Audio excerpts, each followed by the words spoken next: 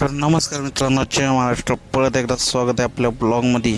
तर सकाळच्या पारी मी डिप्रेशनमध्ये जायचं कारण ऊन होतं. एवढं ऊन आहे आणि उन्हात काम जाऊ दे, काम तर करायच लागतं. सकाळच्या वेळी पहिली ट्रिप पडली होती आपल्याला वल्लेगडवाडीची. मग मित्रांनो, तुम्ही बघू शकता बंगला किती क्वालिटी, आतमध्ये गाड्या पण होत्या. एक असं घर आणि गाडी, पास यही अपना सपना है. अपना सपना मनी मनी दे दे मनी. काका कसे बसले तिघ. मग काय तेच आपलं रोज सारखं छोट्या मोठ्या ट्रिपा मारत हिंडत होतो, इकडून तिकडं तिकडून इकडं. आणि काही कारणामुळे दुपारी जेवायला जमलं नाही, म्हणून आपण आज रोड साईड बर्गर खाल्ला आणि तिथंच एक चीज दाबेली पण निपटून टाकली.